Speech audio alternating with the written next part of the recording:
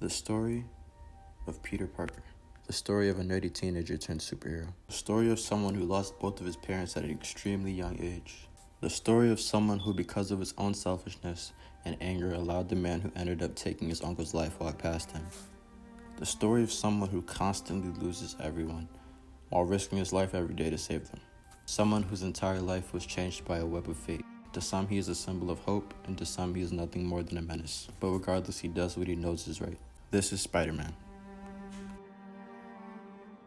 The reason I've always resonated with the character of Spider-Man, it isn't because he has superpowers, it isn't because he helps people, it's because of everything he has to go through to help people. It still ends up unappreciated. He saves Harry from being killed by Dr. Octopus. Not only does Harry still hate Spider-Man because he thinks he killed his father, but he doesn't like Peter too much either because he takes pictures of Spider-Man. So regardless of what Peter does, he kinda can't win. But regardless of that, Peter would still save anybody in a heartbeat. Not because he wants to, and it's definitely not because of the fame of being Spider-Man, considering how much J. Jonah the Jerkface slanders him. He does it because he knows it's what Uncle Ben would have wanted him to do with his gifts that he's been given.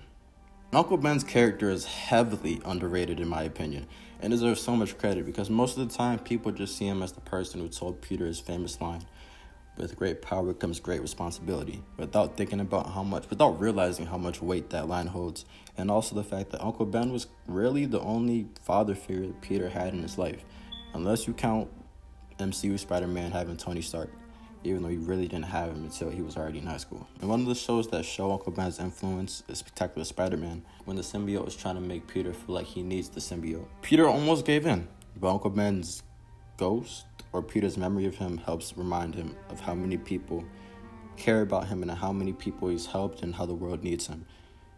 Now, Peter is in no way, shape, or form a perfect person. He can be caring and other times selfish. He's highly intelligent, but sometimes doesn't use his brain and reacts off emotion. He does everything in his power to do right, but can't be there for everyone. He's always confused on if he's even doing the right thing, if he's losing people in the process. In my humble opinion, that sounds like me or you or anybody in real life. And that's what I love about the character. The perfect relatability factor of this character is inspiring and entertaining, and it's so simple yet so compelling because even though he's not perfect, he's trying to make his friendships and relationships work. He's trying to help his Aunt May with the bills. He is trying to save the city and sometimes the world. He's putting in effort. His flaws as a human but continued perseverance aren't just what make him a great hero, but a great person, a great icon, because he's a truly relatable one.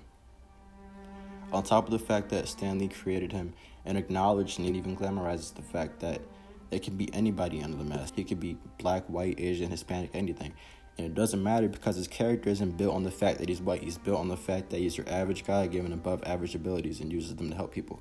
And I believe that is the main reason Spider-Man has been as successful as he's been for decades now. Because even though he has superpowers, he still feels the most human. And now that I've talked about the hero, there can't be a hero without a villain, so it's time to talk about the villains. Now first off, I want to start off by talking about Venom, and not Eddie Brock, I'm talking about the symbiote itself. While the symbiote gives Peter more power than he's had before, it gives him a lot of psychological trouble as well, because the symbiote feeds off of Peter's negative emotion, influencing him to become a more angry and self-centered person, and this is how we get Bully Maguire. There's not much more I need to say. I think the Venom symbiote itself is a better villain than Eddie Brock as a host for Venom. Because Eddie Brock is just a guy who hates Peter and uses his strength and brawn to try to kill him. While in contrast, the symbiote itself is like a parasite trying to consume him and make him accept darkness, while Peter is naturally the opposite of everything the symbiote represents. And now an underrated villain I want to talk about is Tombstone. His portrayal in Spectacular Spiderman was amazing. I wish they would have done a little bit more with him, but his build-up as being the big man and his introduction when he meets Spider-Man and on-sight knocks the webs out of him.